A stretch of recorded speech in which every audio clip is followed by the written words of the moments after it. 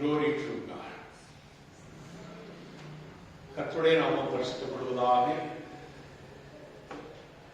நம்முடைய பிதாவாகிய தேவனாலும் கர்த்தராகிய இயேசு கிறிஸ்துவினாலும் உங்கள் அனைவருக்கும் கிருபை இரக்கமும் சமாதானமும் உண்டாவதாக. ஆமென். அல்லேலூயா. நாம் ஏற்கனவே ஆண்டவர் நமக்கு கொடுத்த அந்த வாக்குத்தத்தத்தின்படி நம் ஒவ்வொருவரையும் ஆண்டவர் அற்புதமும் ஆச்சரியமான அதிசயத்தை காணும்படி கிருபை செய்வாராக. ஒவ்வொரு நாளும் நம்மை ஆண்டவர் அற்புத அடையாளங்களோடு நம்மை வழிநடத்த வேண்டும். அப்படிப்பட்ட அற்புத அடையாளங்களை நாம் பெற்றுக்கொள்ள வேண்டுமானால் நாம் என்ன செய்ய வேண்டும்? ஆண்டவர் நமக்கு அடையாளமாக எதை கொடுக்கிறார்? இந்த அடையாளம் நமக்கு என்ன ஆசீர்வாதத்தை கொடுக்கிறது என்பதை இந்த நாளிலே நாம் சிந்திக்க போகிறோம். யாத்ராம் புஸ்தகம் 4ஆம் அதிகாரம் 17ஆவது வசனத்திலே நாம் வாசிக்கும் பொழுது அங்கு நாம் பார்க்கிறோம், ஆண்டவர் மோசேயை பார்த்து சொல்கிறார், இந்த கோலையும் உன் கையிலே பிடித்துக் கொண்டு போ, இதனால் நீ அடையாளங்களை செய்வாய் என்றார். அல்லேலூயா. ஆண்டவர் சொல்கிறார், மோசேயை பார்த்து சொல்கிறார், இந்த கோலையும், எல்லாருடைய கையில ஆண்டவருடைய கோல் என்பது வேதம். வேத புஸ்தகம் கையில் வச்சிருக்கவங்க அந்த வேதத்தை உயர்த்தி இப்ப கையில் பிடிங்க. இந்த கோலை கையில் பிடித்து கொண்டு சென்றால் உங்களுக்கு ஆண்டவர் உங்களோடு கூட இருந்து அற்புதமாய் வழி நடத்துவார், ஆச்சரியமான அதிசயங்களை செய்வார். Praise God. அல்லேலூயா. இந்த கோல் தான் உங்களுக்கு அடையாளங்களை செய்யக்கூடிய மிகுந்த ஒரு ஆசீர்வாதமான ஒரு கருவி, ஒரு பட்டயம். அல்லேலூயா. இந்த வேதம் என்கிற பட்டயத்தை வைத்துதான் சாத்தானை நாம் எதிர்த்து ஜெயிக்க ஆண்டவர் நமக்கு பலம் தருவார். நமக்கு விரோதமாக செயல்படுகிற எல்லா அந்தார சக்தியுடைய வல்லமையிலிருந்து விடுவிக்கப்பட, நாம் விடுவிக்கப்பட்டு ஆசீர்வதிக்கப்பட கர்த்தர் நமக்கு இந்த பட்டயத்தை நமக்கு கொடுத்திருக்கிறார், இந்த கோலை நமக்கு கொடுத்திருக்கிறார். மோசேயை பார்த்து சொன்னார், இந்த கோலையும் உன்னோடு கூட எழுதி நீ பிடித்து கொண்டு போ, இதனால் நீ அடையாளங்களை செய்வாய் என்றார். அல்லேலூயா. பிரியமானவர்களே, ஆண்டவர் சொன்னபடி அவன் அந்த கோலை பிடித்துக் கொண்டு சென்ற பொழுது ஆண்டவர் இன்னும் ஒன்றை சொல்லுகிறார்.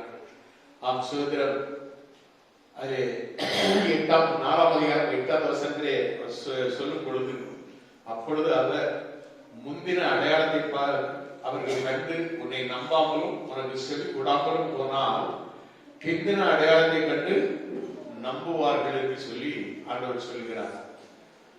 ஆண்டவர் உன்னோடு கூட இருந்து சில அற்புதங்களை அடையாளங்களை செய்யும் பொழுது முந்தினதை கண்டு நம்பாவிட்டால் கூட பிந்தின ஒரு அடையாளத்தை ஆண்டவர் கொடுக்கிறார்.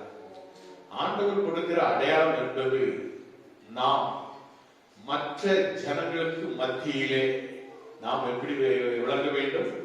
ஒரு உண்மையான ஒரு விசுவாசியாக நாம் திகழும் பொழுது ஒவ்வொரு நாளும் நாம் அற்புதங்களை பெற்று அவர்கள் மத்தியிலே நாம் சாட்சி சொல்லுகிறவர்களாய் ஜீவிக்க வேண்டும். அல்லேலூயா.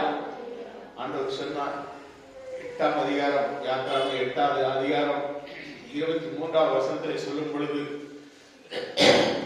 என் ஜனங்களுக்கும் உன் ஜனங்களுக்கும் வித்தியாசம் உண்டாகும்படி செய்வேன்.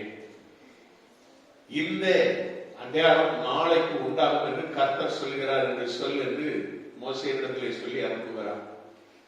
யாரை பார்த்து இந்த வார்த்தையை சொல்லுகிறார்? பார்வோனை பார்த்து சொல்லுகிறார்.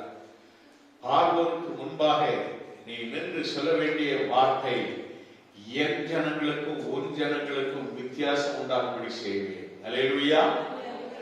ஆண்டவர் நம்மை பயன்படுத்தும் பொழுது சகோதரம் மற்ற ஜனங்களுக்கு மத்தியிலே நம்மை ஆண்டவர் பயன்படுத்தும் பொழுது ஒரு பெரிய வித்தியாசத்தை பார்க்கலாம்.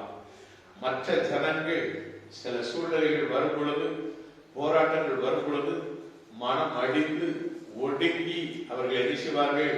அப்படியே நொந்து அவருடைய ஆத்மா தோண்டு போய் காணப்படும். ஆனால் கர்த்தருடைய பிள்ளைகள் எப்பேற்பட்ட சோதனைகளை கண்டாலும் நமக்கு நம்ம கூட இருந்து ஜெயத்தை கொடுக்கிற, அற்புதத்தை கொடுக்கிற ஆண்டவர் நம்மோடு கூட இருக்கிறார். அவர் நம்மை ஆசீர்வதிப்பார். அவர் ஒரு நாள் நம்மை கைவிட மாட்டார் என்கிற ஒரு விசுவாசம் விசுவாசிகளுக்கு உண்டு. அதனால்தான் என் ஜனத்திற்கும் உன் ஜனத்திற்கும் வித்தியாசத்தை காண்பிப்பேன் என்று ஆண்டவர் சொல்லுகிறார். இங்கே உபாகமம் 29ஆம் அதிகாரம் 3வது வசனத்திலே நாம் வாசிக்கும் பொழுது, உபாகமம் 29:3 நாம் வாசிக்கும் பொழுது அங்க நம்ம பார்க்கிறோம், ஆண்டவர் சொல்றார், அவர் கர்த்தர் செய்த பெரிய சோதனைகளையும் பெரிய அடையாளம் அற்புதமாகவும், பாருங்க சொல்றாங்க, கர்த்தர் செய்த பெரிய சோதனைகளையும் பெரிய அடையாளங்களையும் அற்புதங்களையும் கண்ணார கண்டீர்களே. அது என்ன?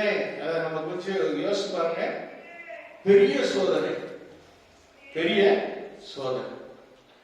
இந்த சோதனையில நாம மூழ்கி போவது கிடையாது.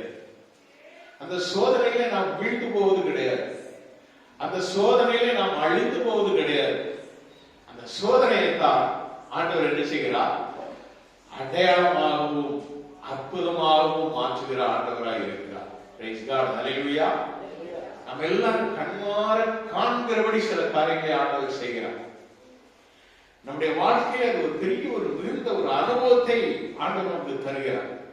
பெரிய சோதனை நாம் பார்க்கலாம். விசுவாசிகளுக்கு வரும் சோதனைலாம் சாதாரண சோதனை சொல்றதை விட பெரிய சோதனையாக இருக்கும். ஆனால் அந்த சோதனையிலே ஆண்டவர் நம் கூட இருந்து நம்மை தப்பித்து வழிநடத்தி வருகிறாரே, நம்மை பாதுகாத்து நம்மை வழிநடத்தி வருகிறாரே, நமக்கு விரோதமாய் எழுப்பின ஆயுதங்களை முறியடித்து போட்டு நம்மோடு கூட இருந்து யுத்தத்தில் வல்லவராய், யுத்தத்தில் ஜெயம் கொடுக்கிறவராய் நமக்கு வெற்றியை கொடுக்கிறாரே, அதை நாம் நினைத்து பார்க்க வேண்டும்.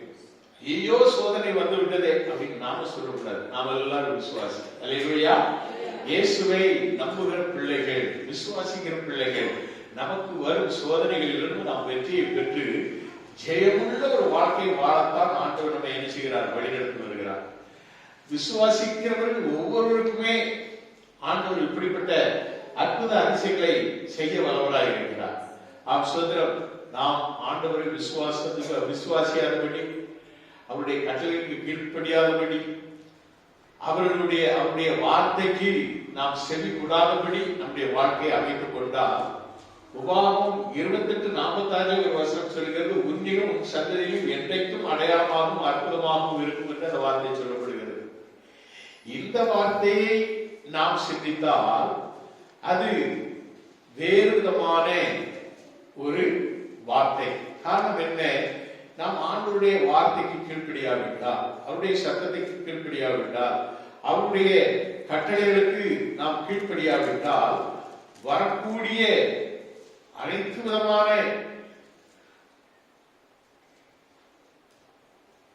சாபங்களுக்கு நாம் சாட்சியாக மாறிவிடுவோம் என்பதை இந்த வசனம் சொல்லுகிறது. அதான் 28:46 சொல்லப்பட்ட வசனம். உன்னிலும் உன் சந்ததியிலும் என்றைக்கும் அடையாளமாகவும் அற்புதமாகவும் இருக்கும் என்று ஆண்டவர் சொல்கிறார். அதுக்கு முந்தைய வசனம் 45வது வசனத்துல நம்ம வாசிக்கும் பொழுது அந்த வார்த்தையினுடைய அர்த்தம் அப்பொழுதுதான் உங்களுக்கு புரியும். 45வது வசனத்திலே வாசிக்கும் பொழுது, உன் தேவனாய கர்த்தர் உனக்கு விதித்த உடைய கற்பனைகளையும் கட்டளைகளையும் கைக்கொள்ளும்படி நீ அவர் சத்தத்திற்கு செவி கொடாதபடியினால் இந்த சாபங்கள் எல்லாம் உண்மையில் வந்து நீ அழிவுபட்டு உன்னை தொடர்ந்து பிடித்து உன்னிலும் உன் சந்ததியிலும் என்றைக்கும் அடையாளமாகவும் அற்புதமாகவும் இருக்கும். சகலமும் பரிபூர்ணமாக இருக்கையில் நீ மனமகிழ்ச்சியோடும் களிப்போடும் உன் தேவனாய கர்த்தரை சேவியாமல் போனது நிமித்தம். எப்படி? சகலமும் பரிபூர்ணமாய் இருக்கு. நம்முடைய ஆண்டவர் சம்பூர்ணமாய் ஆசீர்வதிக்கிற ஆண்டவர். அரைமுறையாக அல்ல, நிரம்பி வழியும் பாத்திரமாக நம்மை ஆசீர்வதிக்கிற ஆண்டவர். சகல சம்பூர்ணத்தினாலும் நம்மை ஆசீர்வதிக்கும் பொழுது நாம் மன மகிழ்ச்சியோடு களிப்போடு கர்த்தரை தேடாமல், கர்த்தரை துதிக்காமல், கர்த்தரை விட்டு விலகி நாம் வாழ்ந்தால் நமக்கு கிடைத்த ஆசீர்வாதத்தை நாம் கர்த்தரை தேடாதபடிக்கு நாம் நாட்களை செலவழித்தால் நம்முடைய வாழ்க்கைக்கு வருவதுதான் அவர் சொல்கிறார். அடுத்த வசனத்தில் சொல்றார், சகலமும் குறைவுபட்டு.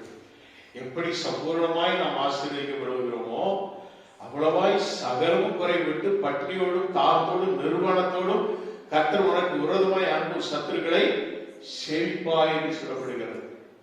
ஆனால் நாம் ஆண்டவரை பற்றி பிடித்து கொண்டால் அவர் நம்மோடு கூட சேர்ந்து செய்யும் காரியங்கள் பயங்கரமாய் இருக்கும். அல்லேலூயா, அல்லேலூயா. அதனால்தான் ஆண்டவர் சொல்கிறார், இந்த கோலையும் உன் கையில பிடித்து கொண்டு போ, இதனால் நீ அடையாளங்களை செய்வாய் என்று சொல்கிறார். பிரைஸ் காட், அல்லேலூயா.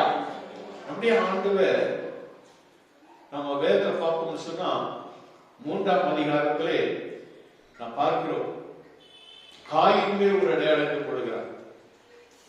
காயின் தன் சகோதரனை கொலை செய்தபடினாலே அவன் ஏதேன் தோட்டத்தை விட்டு விலக்கப்பட்டு தேவ சமூகத்தை விட்டு ஓடி எங்கு சுத்தி திரிகிறவனாய் இருப்பான் என்று ஆண்டவர் அவருக்கு சாபத்தை கொடுத்த பொழுது அவன், ஐயோ நான் தவறு செய்து விட்டேன், என்னை மன்னியும், எனக்கு இப்படிப்பட்ட சாபம் வேண்டாம், என்னை பார்க்கவே என்னை கொன்றுவானேன்னு சொன்ன பொழுது ஆண்டவர் சொன்னாரு, உன் மேல நான் ஒரு அடையாளத்தை போடுகிறேன், உன் மேல ஒரு அடையாளத்தை போடு. ஆண்டவரை நோக்கி நாம் கெஞ்சி நம்முடைய பாவங்களை அறிக்கை செய்யும் பொழுது நம்மேல் ஒரு அடையாளத்தை போடுகிறார்.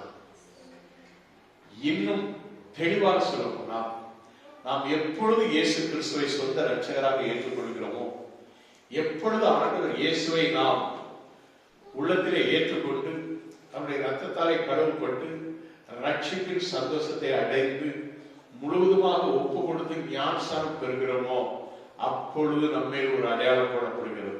அதுதான் சிலுவையின் அடையாளம். பிரைஸ் காட், ஹல்லேலூயா. இந்த அடையாளம் தான் நம்மை பரலோகம் கொண்டு போய் சேர்க்கும். பிரைஸ் காட், ஹல்லேலூயா. இந்த அடையாளத்தை ஆண்டவர் நம்மேல் வரைந்தபடினால்தான் மற்ற ஜனங்களுக்கும் நமக்கும் ஒரு வித்தியாசம் உண்டு. மற்ற ஜனங்கள் போராட்டங்கள் வரும் பொழுது, சோதனைகள் வரும் பொழுது அழிந்து போவார்கள். நாமோ நிலைத்து நிற்போம். விசுவாசத்திலே ஆண்டவர் பேர் வைத்திருக்கிற அந்த நம்பிக்கையிலே நாம் வேரூன்றி நிற்கும் பொழுது நாம் அசைக்கப்படுவதில்லை. ஒரு அலைகள் சொல்லுவோமா, எந்த சோதனைகள் வந்தாலும், எப்படிப்பட்ட வேதனைகள் வந்தாலும், நிந்தைகள் வந்தாலும், அவமானங்கள் வந்தாலும், நம்முடைய வாழ்க்கையிலே ஜெயத்தை கொடுக்கிற ஆண்டவர் நம்மோடு கூட இருக்கிறார். எல்லா சத்துருடைய கைகளுக்கு நீங்களாக்கி மீட்டு நம்மை விடுவிக்கிற கர்த்தர் நம்மோடு கூட இருக்கிறார். அப்படிப்பட்ட ஆண்டவர் தான் நம்முடைய ஆண்டவர். நோவாவுக்கு ஆண்டவர் சொன்னார், நோவாவுடைய ஆண்டவர் சொன்னார் என்று நாம் பார்க்கிறோம். ஆதியாகமம் 9ஆம் அதிகாரம் 17வது வசனத்திலே ஆண்டவர் சொல்லுகிறார், இந்த பூமியை ஜலத்தினாலே அழித்தேன், இனிமேல் நான் ஜலத்தினாலே இந்த பூமியை அழிக்காதபடிக்கு நான் ஒரு அடையாளத்தை தருகிறேன் என்று சொல்லி அவர் சொல்கிறார். இது எனக்கும் பூமியின் மேலுள்ள மாம்சமான யாவுக்கும் நான் ஏற்படுத்தின உடன்படிக்கையின் அடையாளம் என்று நோவாவோடே சொன்னார் என்று அந்த 9ஆம் அதிகாரம் 17வது வசனத்திலே நாம் பார்க்கிறோம். அன்மையான தேவனுடைய பிள்ளைகள், ஆண்டவர் ஒரு அடையாளத்தை கொடுத்தார். அந்த அடையாளம் அது கடைசி வரையிலும் காக்கிற தேவனாக இருக்கிறார். நம்மேல் போட்டிருக்கிற அடையாளமும் அதுதான். விசுவாசிகளுக்கு கிடைத்திருக்கிற அடையாளம் அதுதான். நமக்கு ஆண்டவர் சிலுவை அடையாளத்தை கொடுத்திருக்கிறார். இந்த சிலுவை அடையாளத்தை நாம் விட்டு விடாதபடி பாதுகாத்துக் கொள்ள வேண்டும். வருங்காலங்கள் எப்படி இருக்கும் என்று நமக்கு தெரியாது. வருங்காலங்கள் இப்பொழுதே அநேக காரியங்கள் அது இந்த ஏஐ தொழில்நுட்பங்கள் மூலமாக பல காரியங்களை செய்து கொண்டே வருகிறது. ஒவ்வொரு காரியத்தையும் நாம இப்ப ஆதார் பேங்க் அக்கௌண்ட் இணைக்கிறோம், ஓட்டர் லிஸ்டோட இணைக்கிறோம், இப்படி பல காரியங்கள் போகுது. இது எல்லாம் ஒட்டு மொத்தமாக ஒரு சின்ன ஷிப்புக்குள் அடக்குவதற்கு எல்லா வேலையும் சாத்தான் தந்திரமாக செய்து கொண்டே இருக்கிறான். ஒரு நாள் ஒரு சின்ன சிப்புக்குள்ள எல்லாத்தையும் வைத்து இந்த சிப்பை நீ பொறுத்தினா தான் உனக்கு எது கிடைக்கும், ரேஷன் கிடைக்கும். உனக்கு பேங்க் அக்கௌண்ட் உனக்கு பொறுத்தாகும். இந்த சிப்பு மூலமா தான் உன் வாழ்க்கையை ஏகும்னு சொன்னா நாம என்ன செய்வோம்? நமக்கு ஆண்டவர் சிலுவை அடையாளத்தை தடுத்திருக்கிறார். நாம் அந்த அடையாளத்துக்குள்ளே நாம் போவோம் என்று சொன்னார் நம் பரலோகம் போகவே முடியாது. அப்படியானால் அந்த காரியம் வருவதற்கு முன்பாக நான் சொல்லக்கூடிய ஒரே காரியம் அதுதான். ஆண்டவர் நம்மை அடையாளங்களாகும். அதனால்தான் ஏசாயா தீர்க்கதரிசி சொன்னார் 8:18. ஏசாயா 8ஆம் அதிகாரம் 18வது வசனத்தை நான் வாசிக்கும் பொழுது நான் பார்க்கிறேன். 8:18 நான் என் பிள்ளைகளும் கர்த்தர் எனக்கு கொடுத்த பிள்ளைகளும், ஏதோ நானும் கர்த்தர் எனக்கு கொடுத்த பிள்ளைகளும் சீயோன் பர்வதத்தில் வாசமாயிருக்கிற சேனைகளின் கர்த்தராலே இஸ்ரவேலில் அடையாளங்களாகவும் அற்புதங்களாகவும் இருக்கிறோம் என்று சொல்லி ஏசாயா தீர்க்கதரிசி சொல்கிறார். நம்ம எல்லாரும் அடையாளங்களாகவும் அற்புதங்களாகவும் இருக்க வேண்டுமானால் நாம அந்த காரியம் வருவதற்கு முன்பதாக, அந்த சம்பவங்கள் நடைபெறும் முன்பதாக, அப்படிப்பட்ட உபத்திரவங்கள் நமக்கு வரும் முன்பதாக இயேசு கிறிஸ்து வரப்போகிறார். இயேசு கிறிஸ்து ரகசியமாக வந்து நம்மை தம்மோடு சேர்த்துக் கொள்ளப் போகிறார். அதுதான் ரகசிய வருகை. அதுதான் ரகசிய வருகை. இப்படிப்பட்ட உபத்திரவ காலம், அந்த உபத்திரவ காலம், அந்த சிப்பு பொருத்தப்பட்டு ஒன்று கையில் கொடுப்பாங்க, இல்லைன்னா நெற்றிகள் இருக்கணும். நம் நெற்றியிலே ஆண்டவர் ஏற்கனவே நமக்கு என்ன செய்திருக்கிறாரு? அடையாளத்தை போட்டிருக்கிறார். இந்த அடையாளத்துக்கு பதிலாக எந்த ஒரு அடையாளத்தை நாம் வாங்காதபடி நாம் பரலோகம் செல்ல வேண்டும். சொல்லுவோமா? அப்ப நம்முடைய விசுவாச வாழ்க்கை நான் சொல்வது அதுதான். ஏன் ஒவ்வொரு இந்த ஆண்டு அற்புதமும் ஆச்சரியமான அதிசயத்தை நாம் பார்க்கிற ஆண்டுன்னு சொன்னா, ஒரு வேளை ஆண்டவர் நம்மை சந்திக்க வந்தால் நம்ம எல்லாரும் மறுரூபமாகும். நம்ம எல்லாரும் மறுரூபமாகி ஆண்டவரோடு கூட நாம் எடுத்துக் கொள்ளப்படுவோம். அது பாருங்க, ஒரு டிரான்ஸ்பரண்ட். அதை நம்ம நினைத்து பார்த்தா இப்படியும் நம்முடைய வாழ்க்கையிலே நடக்குமோ என்று நாம் சந்தேகப்படாதபடி நிச்சயமாக ஆண்டவர் நம்மை உருமாற்றி அழைத்துக் கொள்வார். நாம் மறுரூபமாகி ஆண்டவரோடு கூட எடுத்துக் கொள்ளப்படுவோம். இந்த விசுவாச வாழ்க்கையில் நாம் வாழ வேண்டும், அனுதினமும் வாழ வேண்டும். அதற்கிடையே நம்முடைய சாதாரண வாழ்க்கைகள் நாம் வேலைக்கு போய்தான் செய்யணும், நாம சாப்பிடத்தான் செய்யணும், அதுக்காக பட்டி இருந்துட்டு ஆண்டவர் வரப்போறான்னு சொல்லிட்டு இருக்கு சொல்லலை. நம்முடைய அன்றாட வேலைகளோடு சேர்த்து நம்முடைய விசுவாசத்தை கைவிடாதபடி, விசுவாசத்தை விட்டு விலகாதபடி, விசுவாசத்தில் உறுதியாய் தரித்திருந்து வரப்போகும் ரட்சகரை எதிர்நோக்க காத்திருக்கிறவர்களாய் காணப்பட வேண்டும். அப்படி இல்லாம நாங்க இப்படிதான் போடுவோம், இப்படிதான் ஓடிக்கிட்டே இருப்போம், எங்களுக்கு அவர் வேண்டாம் இவர் வேண்டாம், எதுவுமே வேண்டாம். எங்களுக்கு தேவை எங்க வேலை, எங்க சோழி, எங்களுக்கு வேண்டிய மந்திரி இன்கம், நாங்க இப்படித்தான் வாழுவோம். அற்புதத்தை பார்க்க முடியாது, அதிசயத்தை பார்க்க முடியாது. அதனாலதான் அந்த நான் சொன்னது 28:46 வசனத்தை சொன்னது காரணம் அதுதான். கர்த்தருக்கு முதலிடம் கொடுக்கணும், கர்த்தரை தேடணும், கர்த்தர் மேல் விசுவாசம் வைக்கணும். அந்த விசுவாசத்தோடு நீ உன் வாழ்க்கையின் ஓட்டத்தை ஓடும். இந்த வாழ்க்கை என்பது, இந்த உலக வாழ்க்கை என்பது போராட்டம் என்ற ஒரு வாழ்க்கை தான். ஆனால் இந்த போராட்டமான அந்த வாழ்க்கையிலே கர்த்தர் நம்முடைய ஜீவியத்திலே நம்மோடு கூட இருந்து வெற்றியை தந்து நம்மை ஆசீர்வதிக்கிற தேவனாக இருக்கிறார். அல்லேலூயா. ஆப்பிரிமானவர்களே, சோதரம் நியாயாதிபதிகள் 6ஆம் அதிகாரம் 17வது வசனத்திலே நான் வாசிக்கும் பொழுது அங்கு கிதியோனை குறித்து ஒரு காரியம். கிதியோன் ஆண்டவரை பார்த்து ஒரு வார்த்தை கேட்கிறார். உங்களுடைய கண்களில் எப்பொழுதும் எனக்கு தயை கிடைத்ததனால என்னோட பேசுகிறவர் தேவரீர்தான் என்று எனக்கு ஒரு அடையாளத்தை காட்ட வேண்டும் என்று சொல்கிறார். அந்த காலத்தில் ஆண்டவர் ஒவ்வொருவருக்கும் ஒரு அடையாளத்தை கொடுப்பார். அடையாளங்களோடு ஆண்டவர் வெளிப்படுவார். அந்த அடையாளத்தின்படி எல்லாமே நடக்கும். அப்படிப்பட்ட சம்பவத்தை நாம் பார்க்கிறோம்.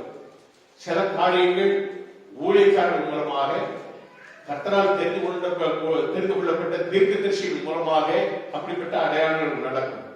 அந்த அடையாளங்களை நாம் கண்டு அதன்படி நாம் என்ன செய்ய வேண்டும்? ஆண்டவர் மேல் இன்னும் விசுவாசம் வைத்தவர்களாய் கடந்து செல்ல வேண்டும். இங்க நாம் பார்க்கிறோம், தேவரீர் என்னோட பேசுகிறவர் தேவதான் என்று எனக்கு ஒரு அடையாளத்தை காட்ட வேண்டும் என்று அவர் சொல்கிறார். என்னோட பேசுகிற நீர்தானா? இன்னைக்கு அநேகருக்கு அப்படிதான் சந்தேகம். அநேகருக்கு சில சந்தேகங்கள் வருது. ஆண்டவர் நம்மோடு கூட பேசுகிறார். சிலவங்களுக்கு ஆண்டவர் தான் பேசுறாருன்னு சொல்லிட்டு பிசாசு பேச்ச கேட்டுட்டு என்ன செஞ்சிருவாங்க, சில காரியத்தை செஞ்சிருவாங்க. ஆண்டவர் பேசுறதுக்கும் பிசாசு பேசுவதற்கும் வித்தியாசம் இருக்கு. இதை நாம ஆண்டவர்கிட்ட நாம என்ன செய்யணும், திரும்பவும் இதை சொல்றது பிசாசா ஆண்டவர்? சில காரியங்களை பிசாசு தைரியமா செய்வோம். நம்ம நினைச்சிருவோம் இதை செய்தா நம்மளுடைய வாழ்க்கை அப்படி உயர்ந்துரும், நாம எப்படி நேர போயிடுவோம் அப்படின்னு சொல்லி நம்ம நினைப்போம்.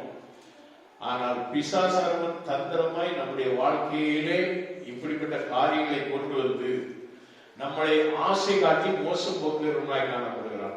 இதுதான் பிசாசுடைய தந்திரம். ஆனால் அதே வேளையிலே நாம் கர்த்தருடைய வார்த்தையை கேட்டு நடந்தால் கர்த்தர் அவர் என்ன சொல்கிறாரோ அதுபடி நாம் நடக்க கற்றுக்கொள்ள வேண்டும். அப்ப கர்த்தர் காட்டும் வழி வந்து நிச்சயமாக தவறு இருக்காது, தப்பு இருக்காது. நீதியின் பாதையில் நடத்துகிற ஆண்டவர் நம்மை நீதியாய் நம்மை வழிநடத்தி செல்வார். நாம் அதைத்தான் பார்க்கிறோம். தேவனுடைய பிள்ளைகளே, அவசரம் சாமுவேல் 1 சாமுவேல் 10ஆம் அதிகாரத்திலே 7வது வசனத்திலே நாம் வாசிக்கும் பொழுது இந்த அடையாளங்கள் உனக்கு நேரிடும் போது சாமுவேல் தீர்க்கதரிசி சொல்கிறார். யாரை பார்த்து சொல்கிறார்? சவுலை பார்த்து சொல்கிறார். இந்த அடையாளங்கள் உனக்கு நேரிடும் போது சமயத்துக்கு ஏற்றபடி நீ செய், சமயத்துக்கு ஏற்றபடி நீ செய், தேவன் உன்னோட இருக்கிறார் என்று தீர்க்கதரிசியாகிய சாமுவேல் சவுலுக்கு சொல்கிறார். சவுலை ராஜாவாக ஏற்படுவதற்கு முன்பதாக, ராஜ அபிஷேகம் கொடுப்பதற்கு முன்பதாக, ஆனால் ஏற்கனவே சாமுவேல் குப்பின் மூலமாக தலையிலே எண்ணெய் வார்த்து ஒரு அபிஷேகம் செய்து விட்டார். குப்பி அபிஷேகம், அது குப்பியிலிருந்து ஒரு அபிஷேகம். அந்த அபிஷேகத்தை பெற்றுக்கொண்ட தாவீது, சவுல், அந்த அபிஷேகத்தை பெற்றுக்கொண்ட சவுல் அவன் என்ன செய்கிறார்? தீர்க்கதரிசியை பார்க்கும் பொழுது சாமுவேல் தீர்க்கதரிசி சொல்கிறார், இந்த அடையாளங்கள் நீ இப்ப போகும்போது உனக்கு இப்படி ஒரு சம்பவம் நடக்கும், இந்த காரியம் உனக்கு நடக்கும், உனக்கு எதிர்கொண்டு இப்படி வருவாங்க, நீ அவர்களோடு சேர்ந்து தீர்க்கதரிசிகள் உனக்கு எதிர்கொண்டு வருவாங்க, அவர்களோடு சேர்ந்து நீயும் தீர்க்கதரிசிகள் சொல்லிக் கொண்டு போவாய். இப்படி பல காரியங்களை சொல்ற என்னென்ன நடக்கும் என்பது. அதுக்கு முன்னால நீ தேடின கதைகளை குறித்து கவலைப்படாதபடி அதிலிருந்து ஒரு நல்ல செய்தி வரும். இப்படி பல சம்பவங்களை சொல்லுகிறார். எல்லாம் அடையாளம், எல்லாம் அடையாளம். இந்த அடையாளம் எல்லாம் சொல்லிட்டு தேவன் உன்னோட கூட இருக்கிறார் அப்படிங்கிற, உன்னோட இருக்கிறார் அப்படிங்கிற வார்த்தையை சொல்லி இருக்கிறார். ஆனா சவுல் அப்படி செய்தானா? சவுல் கர்த்தர் என்னோட கூட இருக்கிறார் என்ற விசுவாசத்திலே தேவ ஊழியக்காரன் சொன்னதுபடி எல்லாம் செய்தாராம் அப்படின்னு சொன்னா அதுதான் இல்லை. ஒரு முறை அவர் சொல்வார், நான் வரும் வரை அங்கு காத்திரு, நான் வந்து என்ன செய்ய அந்த நாள்ல பலி செலுத்தி அதற்கு பிறகு செய்ய வேண்டிய காரியங்கள் உண்டு, ஒரு போருக்கு போக வேண்டிய காரியம். ஆனா அந்த இவன் என்ன செய்ய மாட்டான், அதை செய்ய மாட்டான். தீர்க்கதரிசி வருவதற்கு முன்பதாகவே இவனே பலி செலுத்தணும். பலி செலுத்துவது ராஜாவுக்கு, பலி செலுத்துவது வந்து ஆசாரியர். அந்த ராஜா தவறு செய்தான். தவறு செய்யும் பொழுது சாமுவேல் அவனை பார்த்து, நீர் இந்த காரியத்தை செய்தது என்ன? நான் சொன்னபடி நீர் ஏன் காத்திருக்கவில்லை? அவன் பலி செலுத்த முடிச்ச உடனே சாமுவேல் வர்றார். அவனுக்கு இருந்த ஒரே ஒரு அச்சம், என்னோடு கூட இருக்கிற இந்த ஜனங்கள் எல்லாம் என்னை விட்டு ஓடி போயிருவாங்களோ, ஏற்கனவே அப்ப அங்க இருந்து கொஞ்சம் பேர் போயிட்டாங்க, இவன் நான் என்ன செய்வேன், என்ன செய்வேன்? ஒருவேளை ஜனங்கள்லாம் என்னை விட்டு போயிட்டாங்கன்னு நான் தனித்து விட தனித்து நின்றார். அதுதான் நான் சொன்னேன், கிதியோனை ஆண்டவர் சொன்னார், உனக்கு இருக்கிற கொஞ்ச பலத்தோட நீ போ அப்படின்னு சொன்னார். கிதியோனை பார்த்து ஆண்டவர் என்ன சொன்னார் தெரியுமா? உனக்கு இருக்கிற கொஞ்ச பலத்தோட போ அப்படின்னு சொல்லி ஆண்டவர் சொன்னார். அப்ப கிதியோனை கொண்டு ஒரு பெரிய யுத்தத்தை நடத்துகிற ஆண்டவர், ரட்சிப்பை கொடுக்கிற ஆண்டவர், சவுலை கொண்டு நடத்த முடியுமா இல்லையா? சகல ஆண்டவர் தானே தேர்ந்தெடுத்துன்னு சொன்னாரு. அவன் கேட்கல. தன்னை ராஜா என்ற அந்த ஸ்தானத்திற்கு முன்பதாகவே அவன் எழுதுகிறான். பெரிய ஆசாரியனை போல பதில் செலுத்த ஆரம்பிக்கிறான். ஊழியக்காரன் செய்ய வேண்டிய வேலையை ராஜா செய்ததுனாலே அவர் சொல்றாரு, சமயத்துக்கு சொல்வார், ஒரு ராஜபாரம் கவிழ்ந்து போயிடுச்சு, ஒரு ராஜபாரம் கவிழ்ந்து போயிடுச்சு. தேவன் தனக்கு பிரியமான ஒருவர்களுக்கு அதை கொடுப்பார் அப்படின்னு சொல்லியிருக்காரு. பிரியமான ஒருவர். அதுக்கு பிறகுதான் அந்த பிரியமானவன் யாரு? தாவீது. அல்லேலூயா. இதை நல்ல யோசிப்பாங்க. சில காரியங்கள் ஆண்டவர் சொல்லுகிறபடி, தேவ ஊழியக்காரர்கள் சொல்றபடி செய்யணும். அது சொல்றாரு, சாமியார் சொன்னாரு, நீ சமயத்துக்கு ஏற்றபடி நீ நடந்துக்கோ அப்படின்னு சொல்லி சொல்றாரு. ஆனா இவன் எழுதுறான், சமயத்துக்கு ஏற்றபடி நடக்க.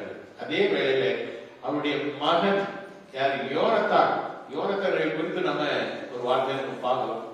சோதரம். அந்த யோனத்தான் அவன் என்ன செய்யறான் தெரியுமா? அந்த சோதரம் பெலிஸ்தருடைய தானியத்தில் இருக்கும் பொழுது தன்னோட ஒரு வேலைக்காரனை மட்டும் கூட்டு போனான். கூட்டு போயிட்டு அவன் சொல்றான், நாம போறோம், போய் அந்த எதிரிகள் கூடாதுக்குள்ள நம்ம போறோம். அங்க இருக்கிற அந்த எதிரிகள் நம்ம பார்த்து சொல்லக்கூடிய வார்த்தை தான் நமக்கு அடையாளம். அது என்ன அடையாளம்?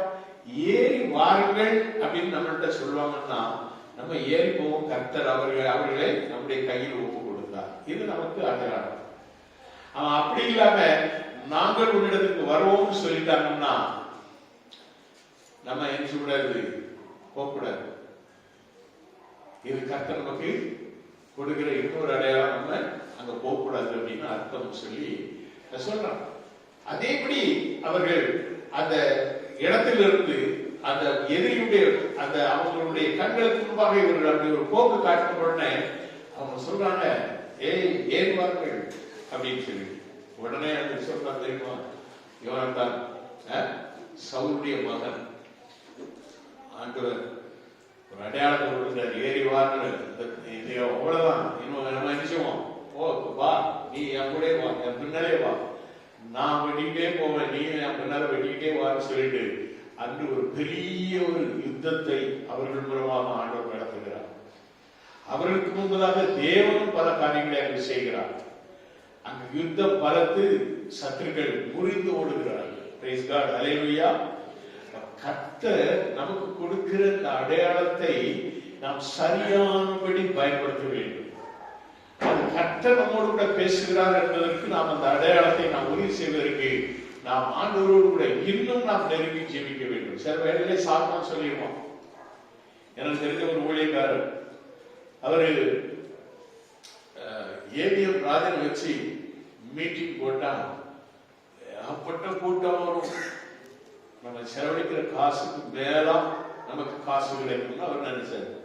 அவருடைய மைண்ட் எங்க போயிட்டு பெரிய கூட்டம் வரும், காசு நமக்கு செலவழிக்க காசு தாண்டி நமக்கு காசு கிடைச்சிடும்.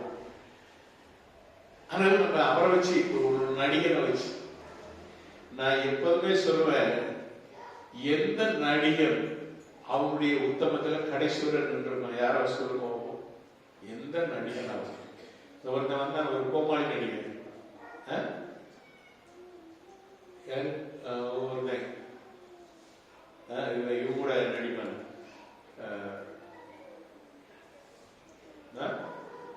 வந்து அவங்கெல்லாம் பெரிய மீட்டிங்லாம் போட்டாங்க. கடையில் அவன் என்ன பண்ணிட்டான், அவன் பழைய எப்படி கதை தட்டினா அவன் வேற ஒரு பிஜேபி போய் சேர்த்து அப்படி போயிட்டான். ஃபேமஸ் நடிகன், சிற்பு நடிகன், 2 பேர் சேர்ந்து ஒருத்தருக்கு அடி வாங்கிட்டே இருப்பான் தெரியுமா? செந்தில், புரியல, கவுண்டமணி செந்தில். ஆமா, கவுண்டமணிக்கு செந்தில் அடிவாங்க. இந்த செந்தில் தான் நான் சொல்றேன். ஒருத்த கூட நடிகை ஒருத்தி வந்தா பெருசா, அவ்வளவு ஒரு சிரிப்பு நடிகை தான். எங்க விசுவாசத்தில் இருந்தாங்க. அவன் நடிகன் வந்து நம்ம வாழ்க்கையில அவர் சாட்சியா இருக்கவே முடியாது. கடைசியில் நடந்தது தெரியுமா? மீட்டிங் போட்டாரு, கூட்டமே இல்லை, பிளாக். இவருக்கு இந்த என்ஜிஎஃப்ல தான் வேலை பார்த்தாரு. அப்போ அவங்களுக்கு செட்டில்மெண்ட் கிடைச்ச பணம் பூரா அந்த போயிடுச்சு. ஐயோ உட்கார்ந்து அழுதாரு. நான் ஒரு ஊழியக்காரனை குறிச்சு சொல்றேன்.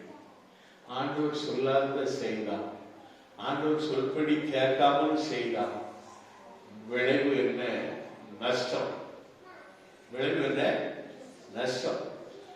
நஷ்டம் நம்முடைய வாழ்க்கையில பல கஷ்டங்களை கொண்டு வரணும். அவர் பட்ட கஷ்டங்களை அப்படி. ஆனா பின்னால ஆண்டவரை நம்பி ஜீவிக்க ஆரம்பித்தா அவருடைய ஊழியர்கள் உயர்ந்தது. நல்ல ஒரு ஊழியத்துக்கு வந்தார் என்றதும் சமீபத்தில் அவர் இறந்து போனார். கர்த்தருக்கு ஸ்தோத்திரம். இது எதுக்காக சொல்லுவாருன்னு சொன்னா, ஆண்டவர் நம்மிடத்திலே சொல்வது அதுதான். ஏசாயா தீர்க்கதரிசி பார்த்து ஆண்டவர் சொன்னார். ஏசாயா 7:11 வசனத்தில் ஆண்டவர் சொன்னார், நீ உன் தேவனாகிய கர்த்தரிடத்தில் ஒரு அடையாளத்தை வேண்டிக்கொள், அதை ஆழத்தில் இருந்தாலும் உன்னதத்தில் இருந்தாலும் உண்டாக கேட்டுக்கொள் என்று சொன்னார். அல்லேலூயா. அது ஆழத்தில் இருந்தாலும் சரி, உன்னதத்தில் இருந்தாலும் சரி, நமக்கு பர்வத்தின் தேவனை நோக்கி பார்க்க வேண்டும். எனக்கு ஒத்தாசை வரும் பர்வதங்களுக்கு நேராக என் கண்களை ஏறெடுக்கிறேன். பர்வத்தில் இருந்தா நமக்கு ஒத்தாசை வரும். பர்வத்தின் தேவனத்தில் இருந்தா நமக்கு அந்த அடையாளம் வேணும். பர்வத்தின் தேவனத்தில் இருந்தா நமக்கு அந்த ஆசீர்வாதம் வேணும். ஆக்ஷத்திரம் ஒன்று இல்லைன்னா ஆழத்தில் இருக்கு. ஆக்ஷத்திரம் அருமையான தேவனுடைய பிள்ளைகளே, அது ஆழத்தில் இருந்தா, உன்னதத்தில் இருந்தா, ஆழத்திலிருந்து என்ன வரும்? ஊற்றுகள் வரும். பிரைஸ் காட், ஹல்லேலூயா. அந்த ஊற்று அது ஜீவ ஊற்றாக நம்முடைய வாழ்க்கையிலே மாறி நம்முடைய வாழ்வை வளமாக்கும். அருமையான தேவனுடைய பிள்ளைகளே, அப்படியாக நம்மை பார்த்தும் ஆண்டவர் அதை சொல்லுகிறார். ஆக்ஷத்திரம் நீங்க எசேக்கியா ராஜாவை குறித்து நீங்க பாப்பீங்கன்னா, அவன் ஆண்டவர் ஒரு அடையாளம் கேட்பான். என்ன கேட்பான் தெரியுமா? 2 ராஜாக்கள் 20:8 வசனத்துல சொல்லுவான், எசேக்கியா ஏசாயாவை நோக்கி, கர்த்தர் என்னை குணமாக்குவதற்கும் 3ஆம் நாளிலே நான் கர்த்தருடைய ஆலயத்துக்கு போவதற்கும் அடையாளம் என்ன? இது எசேக்கியா ராஜா கேட்டான். நம்மள யாராவது கேட்டீங்கன்னா அவ்வளவுதான். என்ன எசேக்கியா ராஜா அவன் கேட்டான். என்ன கேட்டான்னா, வியாதி, கொடூரம், மரணப்படுக்கை. மரணப்படுக்கையில் இருந்தது நம்ம வாசம். நம்ம இந்த வாக்குத்த வசனத்துல வாசம், உன் விண்ணப்பத்தை கேட்டேன், உன் கண்ணீரை கண்டேன், என்ன நான் உன்னை குணமாக்குவேன் அப்படின்னு சொல்லி ஆண்டவர் சொன்ன வார்த்தை. இந்த வார்த்தைக்கு பிறகு எசேக்கியா மூலமாக 3ஆம் நாளிலே என்ன செய்வாய், நீ ஆலயத்துக்கு செல்வாய் அப்படின்னு சொன்ன பொழுது அவன் இப்பொழுது அவனுடைய ஜீவன் அவனுக்குள்ளே வருகிறது. செத்து போவாய் என்று சொன்னவனுக்கு ஜீவனை ஆண்டவர் கொடுத்த அந்த நிமிஷத்துல அவன் கேட்கிறான், நான் 3ஆம் நாளிலே தேவனுடைய ஆலயத்துக்கு போவேன் என்பதற்கு எனக்கு ஒரு அடையாளம் நடந்து கேட்கிறான். அடையாளத்தை அங்க எரிஞ்சிடாங்க, பெற்றுக் கொடுக்குறாங்க. ஏது அந்த கிளாக் வந்து இப்படிதான் ஓடும். கிளாக் வைஸ் சொல்லுவாங்க. ஆன்டி கிளாக் வைஸ்ல அந்த 10 பாகையை இப்படி ஓடணும்னு சொல்லிட்டான். 10 பாகை உங்களுக்கு புரியும்படியா ஒரு சொன்னா, ஒரு 10 மணி நேரம் பின்னால போனோம் அப்படின்னு சொல்லிட்டான்னு வச்சுக்கோமே. இப்ப நம்ம மணி என்ன, இப்ப 12 மணி ஆகும்போது 10 மணி நேரம் பின்னால் வச்சுன்னா என்ன ஆகும்? 2 மணி. என்ன 2 மணி. அப்போ நம்முடைய வாழ்க்கையில நம்ம எவ்வளவு பின்னால போயிடுவோம். அவன் அதை கேட்டான், அடையாளம் வேணும். கர்த்தர் அதை செய்தான். ஒரு அடையாளம் சொல்லுமா? நீங்க சர்ச்சைக்கு போறதுக்கு, நான் சர்ச்சைக்கு போறதுக்கு ஒரு அடையாளம் வேணும்னு சொன்னா அது வேற அடையாளம் கொடுப்பாங்க. சாத்தான் சொல்லுவோம், கர்த்தர் கொடுக்க மாட்டாங்க. தேவ சமுத்திரம் எப்பொழுது வந்து விழுவேன் என்று சொல்லுகிற தாவீதை போல காணப்படும். தேவ சந்நிதியில் நான் எப்பொழுது வந்து நிற்பேன். ஒரு வாஞ்சை வேணும், தாகம் வேணும்.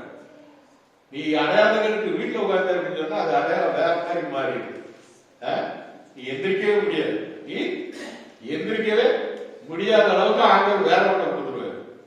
அதனால அடையாளத்தை எந்த காரியத்துக்கு எப்படி அடையாளம் கேட்கணும், அவர் கேட்டதுக்கு காரியம் ஒன்று உண்டு. ஆனால் நம்முடைய வாழ்க்கையிலே நாம் அடையாளம் பெற்றுள்ளா இல்லாமல், அதனால ஆண்டவர் சொன்னாரு, இந்த விபச்சார சந்ததியார், இந்த பொல்லாத சந்ததியார், இப்படி ஆண்டவர் திட்டுறாரு. இவங்க வந்து என்ன கேட்கிறாங்க? அடையாளத்தை கேட்கிறார்கள். பரிசேயரும் சதுசேயரும் வேதபாரகரும் என்னிடத்துல வந்து அடையாளத்தை கேட்கிறார்கள். ஆண்டவர் சொன்ன காரியம் அதுதான். இந்த விபச்சார சந்ததியார், இந்த பொல்லாத சந்ததியார் என்னிடத்திலே அடையாளத்தை கேட்கிறார்கள். நாம் இவர்களுக்கு சொல்வது ஒன்றே ஒன்றுதான், யோனா தீர்க்கதரிசியின் அடையாளம் என்று வேற அடையாளம் உங்களுக்கு கொடுக்கப்படுவதில்லை. அது என்ன அடையாளம்? யோனா தீர்க்கதரிசி நினிவே அழியும் என்று சொன்னால், அந்த சொல்லை கேட்ட அந்த ஜனங்கள், அந்த சொல்லை கேட்ட நினிவே பட்டணத்தார் எல்லாரும் உபாசம் இருந்து ஜெபித்தார்கள். அப்படிப்பட்ட அழிவில் இருந்து அவர்களுக்கு விடுதலை ஆண்டவர் கொடுத்தார். இதுதான் யோனா தீர்க்கதரிசியின் அடையாளம் என்பது அதுதான். அப்ப யாவார்த்தை ஆண்டவர் இயேசு சொல்றது அதுதான். யாரிலிருந்து இவ்வளவு காரியங்களை நீங்க பார்க்கிறீங்களா, அற்புத அடையாளங்கள் எல்லாம் பார்க்கிறீங்களே, ஒவ்வொரு நாளும் எத்தனை விதமான அதிசயங்கள் நடக்கிறது. குருடர் பார்க்கிறார்கள், செவிடர்கள் கேட்கிறார்கள், ஊமையர்கள் பேசுகிறார்கள், குஷ்டரோகிகள் சுஸ்தமாகிறார்கள், ஆப்சோத்திரம் உடவன் கால்கள் என்ன செய்கிறான்? நடக்கிறான். இப்படிப்பட்ட அற்புத அதிசயங்களோடு நான் செய்து வருகிறேனே, ஆப்சோத்திரம் நீ என்ன விசுவாசிக்கல, அதனால உன் முடிவு எனக்கு அழிவுதான் அப்படின்னு சொல்றதுக்கு அந்த வார்த்தையை சொன்னார். அல்லேலூயா. கடைசி காலங்களிலே நடக்கும் அடையாளங்கள் என்ன அப்படின்னு சொல்லும் பொழுது, மத்திய 24 சொல்லும் பொழுது அவர் அநேக காரியங்கள் சொன்னார். பூமி அதிர்ச்சிகளும் இப்படி எல்லாம் நடந்துகிட்டு இருக்குங்க. எல்லாம் நடந்துகிட்டு இருக்கு. இன்னும் கூடுதலா சொல்ல போனா, இது நல்ல கொஞ்ச நாள் அமைதியா இருந்தாங்க. காசா இருந்து அமைதியா இருந்தது. நேற்று நம்ம ஆள் இருக்கார யாரு? நம்ம இஸ்ரேல். இரும்பு இருக்கிறவங்க கையும் சிறங்கு இருக்கிறவங்க கையும் சும்மா இருக்காருன்னு சொல்லுவாங்க. எங்க ஊர்ல அப்படி ஒரு பழமொழி கேள்விப்பட்டிருக்கீங்களா? இரும்பு இருக்கிறவங்க கையும் சிறங்கு இருக்கிறவங்க கையும். இரும்பு இருக்கிறவங்க கையை அழிச்சுக்கிட்டே இருக்கும், சிறங்கு இருக்கிறவங்க கையும் சொல்லிக்கிட்டே இருக்கும். அதனால இஸ்ரேல் என்ன பண்ணா, தீங்க ஒரு பாம்பதிக்கு போட்டோம் காசாவில். இப்போ நேற்று நைட் காலையில் வச்சு அதை காமிக்கும். நிறைய பேர், குழந்தைகள், பிள்ளைகள் இருக்கு, நிறைய பேர் அங்கே யுத்தத்தையும் யுத்தங்களின் செய்தியை கேட்பீர்கள் என்றால் அனுதினமும் நடக்கிறது. இது எங்க போய் முடியும்னு நமக்கு தெரியாது. சுதந்திரம் இது ஆண்டுடைய வருகைக்கு ஒவ்வொரு நாளும் முன்னடையாளங்கள் நடந்து கொண்டே இருக்கிறது. அதனால நாம் ஆண்டவர் சோதரம் இங்கே எசேக்கியேல் தீர்க்கதரிசி புத்தகத்துல ஆண்டவர் எசேக்கியேல் தீர்க்கதரிசியை பார்த்து சொல்வாரு. 9ஆம் அதிகாரம் 4வது வசனத்துல கர்த்தர் அவனை நோக்கி ஆண்டவர் கூப்பிடுறாரு. ஆண்டவர் சத்தமா கூப்பிடுறாரு. 1ஆம் வசனத்துல நீங்க பார்க்கும் பொழுது, வாருங்கள் அப்படின்னு சொல்லி கூப்பிடும் பொழுது ஒரு 6 மனுஷங்க என்ன செய்வாங்க, அப்படியே வருவாங்க. அதுல ஒருத்தர் வந்து என்ன பண்ணுவாரு, இந்த மைக்கூடு அடையாளம் போடக்கூடிய மைக்கூடும் அந்த இதோட வருவாரு. நீங்க வாசி பாத்தீங்கன்னா 9ஆம் அதிகாரம் 1வது வசனத்துல, பின்பு அவரின் காதல் கேட்க மகா சத்தமாய் நகரத்தின் விசாரிப்புக்காரர் சங்கரிக்கும் ஆயுதங்களை தங்கள் கைகளில் பிடித்துக் கொண்டு வரக்கடவர்கள் என்று சொன்னார் என்று சொல்லப்படுகிறது. சங்கரிக்கும் சத்தத்தை கேட்டதுல ஒருத்தர் அப்படியே வாரு, 6 புருஷர். அப்பொழுது இதோ 6 புருஷர் வெட்டுகிற ஆயுதங்களை தங்கள் கைகளிலே பிடித்துக் கொண்டு வந்தார்கள் என்று நாம் பார்க்கிறோம். அதை நாம் பார்க்கும் பொழுது 4வது வசனத்திலே சொல்றாரு, கர்த்தர் அவனை நோக்கி, யார பார்த்து?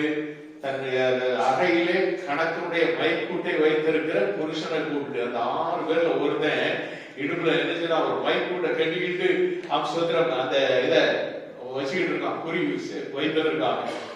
கூப்பிட்டு சொல்றாரு, கூப்பிட்டு என்ன சொல்றாரு, கர்த்தர் அவனை நோக்கி, நீ எருசலேம் நகரமுக்கு உருவ போய் அதற்குள்ளே செய்யப்படுகிற சகல அருவருப்புகளின் நிமித்தம் பெருமூச்சு விட்டழுகிற மனுஷரின் நெற்றிகளில் அடையாளம் போடுகிறார். அல்லேலூயா. பெருமூச்சு விட்டு நாட்டுல நடக்குது, அக்கம் பக்கத்துல நடக்குது, நம்முடைய ஊருக்குள்ள நடக்குது, நம்முடைய பெங்களூர் நகரத்துக்குள்ள நடக்குது. எத்தனை அருவருப்பான காரியங்கள். அவர் நடந்த சிக்னல், இந்த பெண்மங்களார் சிக்னல் லெப்ட் சைட்ல அதுல ஒரு ஒரு ஒரு ஒரு பாப் ஒரு அதுல உண்டு. அதுல அவங்க ஒரு சார்ட் போட்டிருக்கான், ஒரு சார்ட். அது சண்டே ஸ்பெஷல், சண்டே ஸ்பெஷல். அது கொஞ்சம் டிஃப்ரெண்டா இருக்கு. போனவன் அவ்வளவுதான். வாழ்க்கை அப்படியே ஒரு ஆபாச உலகம் அங்கு காணப்படுகிறது. ஆபாசமான காரியங்கள் ரொம்ப தூரத்தில் இல்லை, பக்கத்திலேயே. எல்லாம் என்ன, நம்மை சுற்றிலும் நடக்கக்கூடிய எத்தனையோ பயங்கரமான பொல்லாப்பான காரியம். அதுதான் ஆண்டவர் சொல்றாரு. என்ன சொல்றாரு? நீ எருசலேம் நகரம் எங்கு உருவப்பை அதற்குள்ளே செய்யப்படுகிற சகல அருவருப்புகளின் நிமித்தம் பெருமூச்சு விட்டு அழுகிற மனுஷர்கள் நெற்றிகளில் அடையாளம் போடு அப்படின்னு சொல்றாரு. இந்த அடையாளம் நம்மே உள்ள வேண்டும். அல்லேலூயா.